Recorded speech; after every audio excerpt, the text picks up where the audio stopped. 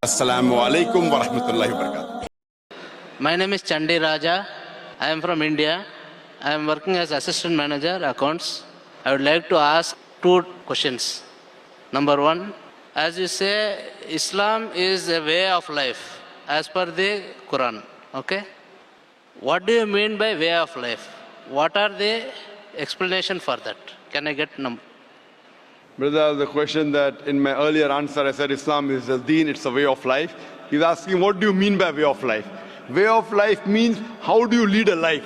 What is good for you, what is bad for you, what is harmful, what you should eat, what you should not. There are few do's and don'ts. Few things which are compulsory in life. Few things which are prohibited, the remaining are mubah, optional.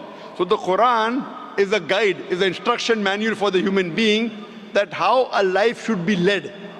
Like how when you buy a machine, you have an instruction manual, what is good, what is bad, how you should operate.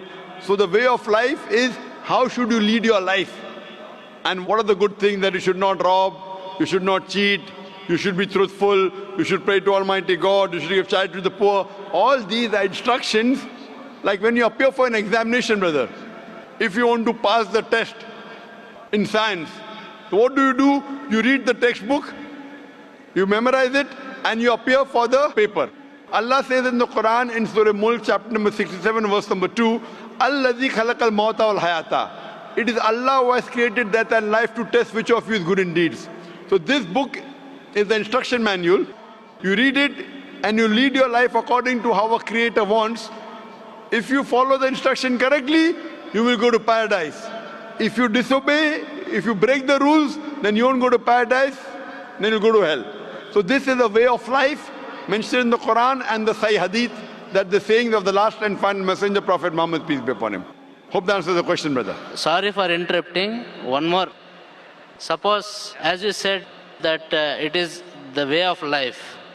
But following the way of life, as is said in the Quran, there are a lot of hurdles which we have to come across in each and every day of life. Could you explain me? Brother said that following the way of life, many hurdles will come. Brother, by my education, I'm a medical doctor. To pass my degree, Bachelor's of Medicine, you know, when you pass BA degree, the test is easy. But when you pass BA, you become only a graduate.